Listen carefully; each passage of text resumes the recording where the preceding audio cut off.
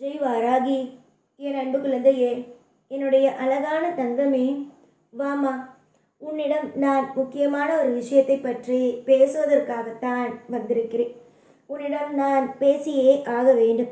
ஏனென்றால் மன உளைச்சல்களில் இருக்கும் நபர்கள்தான் மற்றவர்களை தேடுவார்கள். அதே மாதிரி தான் நீ மன உளைச்சல்களில் இருந்து கொண்டிருக்கிறாய். மன உளைச்சல்களில் இருந்து கொண்டு வாழ்க்கையில் ஒவ்வொரு கட்டத்திலேயும் நீ யாராவது நமக்கு உண்மையான ஒரு உறவு இருக்க மாட்டார்களா? நமக்கு உண்மையான உறவாக இருந்தால் அவரிடம் நம் மனதில் இருக்கும் விஷயங்களை எல்லாம் கொட்டி தீர்த்து விட மாட்டோமா? நமக்கு நல்லது நடந்து விடாதா என்ற ஒரு ஏக்கத்தோடு நீ இருக்கிறாய்.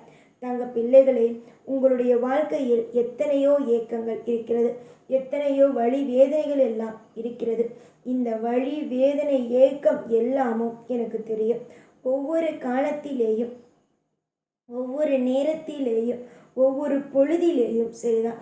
எனக்கு நீங்கள் எப்படி இருக்கிறீர்கள், எந்த மாதிரியான விஷயத்தை செய்ய நினைக்கிறீர்கள், யார் யார் உங்களுடைய வாழ்க்கையில் என்னென்ன இடத்தை பிடித்து உங்களுக்கு நல்லது செய்கிறார்களா, கெட்டது செய்கிறார்களா என்று அனைத்துமே எனக்கு தெரியும்.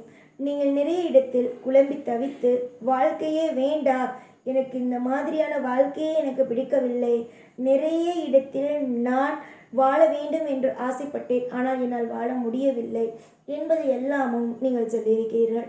தங்க பிள்ளைகளே, இனிமே அப்படி எல்லாம் இல்லை அம்மா. வாழ்க்கையில் நிறைய சந்தர்ப்பங்கள் உங்களுக்கு இதுவரைக்கும் கிடைக்காமல் இருந்து விட்டது. ஆனால் இதற்கு பிறகு நீங்கள் பொறுமையாக இருந்து பாருங்களேன். உங்களுடைய வாழ்க்கையில் எப்பேற்பட்ட அற்புதங்கள், எப்பேற்பட்ட அதிசயங்கள் எல்லாமும் கிடைக்கிறது என்று. வெறுப்புகள், அதாவது உங்களுடைய வாழ்க்கையில் வெறுப்புகள் என்ற ஒன்று இருக்கிறது. உங்களுடைய வாழ்க்கையில் வெறுப்பு என்ற ஒன்று இருக்கிறது. என்ன வாழ்க்கை இது? ஒரு மனம் திறந்து பேசக்கூட ஒரு ஆள் இல்லாமல் இருக்கிறோம். மனம் திறந்து பேசக்கூட ஒரு நாதி இல்லாமல் இருக்கிறோம். இந்த உலகத்தில் பண கஷ்டம் இருக்கிறது, நகை கஷ்டம் இருக்கிறது, மற்ற கஷ்டங்கள் எல்லாமும் இருக்கிறது தான். ஆனாலும் ஒரு வாய் திறந்து பேசக்கூடவா ஆள் இல்லாமல் இருக்கும்? வாய் திறந்து பேசக்கூடவா வாழ்க்கையில் நிம்மதி இல்லாமல் இருக்கும்? நம்ம எல்லாரும் நம்மை ஒரு தேவையில்லாத ஒரு பொருள் போலத்தானே பார்க்கிறார்கள். நம்மை ஒரு மனிதனாக கூட பார்க்கவில்லையே என்றெல்லாம் நினைக்கிறீர்கள். தங்க பிள்ளைகளே, கவலைப்படாதீர்கள். மனதளவில் நிறைய இடத்தில் உடைந்து போய் மனதளவில் நிறைய இடத்தில் வேதனைகளோடும் தான் வாழ்ந்து கொண்டிருக்கிறீர்கள். இந்த வேதனை, இந்த அனைத்தும் ஒரு நாள் நிச்சயமாக முடிவுக்கு வரும். நீங்கள் நிறைய இடத்தில் அமைதியாக இருப்பதை நான் பார்த்திருக்கிறேன். பார்த்திருக்கும் பொழுது எனக்கு தோன்றும் ஒரு விஷயம், இந்த பிள்ளை ரொம்ப கஷ்டப்படுகிறார், ரொம்ப மனவேதனையில் இருக்கிறார். இந்த பிள்ளைக்கு நிச்சயமாக ஒரு நேரம் அல்ல, ஒரு நேரம் கண்டிப்பாக நம்ம உதவி செய்தே ஆக வேண்டும் என்பதுதான். தங்க பிள்ளைகளுக்கு ஒரே ஒரு விஷயத்தை மட்டும் சொல்கிறேன். 1000 பேர் உங்களுக்கு உதவி செய்வேன் என்று வருவார்கள். ஆனால் அவர்கள் சொல்லிவிடுவார்கள், உனக்கு நான் அன்னைக்கு இது செஞ்சல்ல, உனக்கு நான் இன்னைக்கு இது செஞ்சல்ல, உனக்கு இந்த கஷ்டப்படுற நேரத்தில் நான் உதவியாக இருந்தல்ல அப்படின்னு ஒவ்வொரு இடத்திலேயும் உங்களை சொல்லி காட்டி விடுவார்கள்.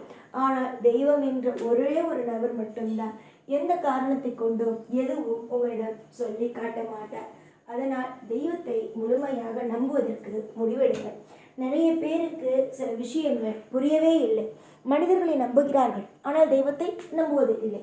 ஆனால் மனிதர்கள் என்று நம்பிய மனிதர்கள் என்று துரோகங்களை செய்கிறார்களோ அன்றுதான் ஐயோ தெய்வங்கள் தான் நல்லவர்கள், நமக்கு மனிதர்கள் எல்லோரும் நமக்கு தொந்தரவுகளையும் மனிதர்கள் நமக்கு எந்த விதமான நல்லதுகளையும் செய்யவில்லையே என்று அப்பொழுதுதான் யோசிக்கிறார்கள். நீயும் அப்படித்தான். மனிதர்கள் இருக்கும் பொழுது தெய்வம் இருக்கிறதா என்பதை கூட எட்டி பார்க்கவில்லை. ஆனால் இப்பொழுது மனிதர்கள் இல்லவே இல்லை, உன்னை சுற்றி மனிதர்களே இல்லை. உன்னிடமிருந்து அனைத்தையும் பெற்றுக்கொள்வதற்காகத்தான் முடிவெடுத்தார்களே தவிர நீ நன்றாக இருக்க வேண்டும், நீ நல்லபடியாக இருக்க வேண்டும் என்பதையெல்லாம் யாருமே முடிவெடுக்கவில்லை. நீங்கள் வேண்டுமானால் பொறுமையாக இருங்களேன். உங்களுடைய வாழ்க்கையில் எவ்வளவு பெரிய சிறப்பான விஷயம் எல்லாம் நடக்கிறது, சிறப்பான விஷயம் எல்லாம் உங்களுக்கு கிடைக்கிறது என்று வேடிக்கை மட்டும் பாருங்கள். ஏனென்றால் சிரிப்பதற்கு இங்கு காசு தேவையில்லை, அமைதியாக இருப்பதற்கு இங்கு காசு தேவையில்லை. சொந்தமாக பேசுவதும் சொந்தக்காரர்கள் இருப்பதற்கும் தான் காசு தேவைப்படுகிறது. நீ உன்னுடைய வேலையை பார்த்து கொண்டு சிரித்து கொண்டு சந்தோஷமாக இரு.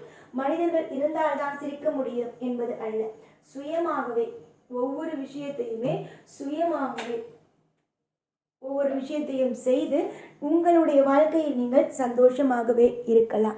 காலமும் நேரமும் உங்களை சோதித்தாலும் ஒரு நாள் ஒரு பொழுதும் எந்த காலமும் நேரமும் உங்களை கைவிடாது. எல்லாமும் நல்லதே நடக்கும். கவலைப்படாதீர்கள். எப்பொழுதும் கூடவே இருப்பேன். ஓம் சாய்ராம்.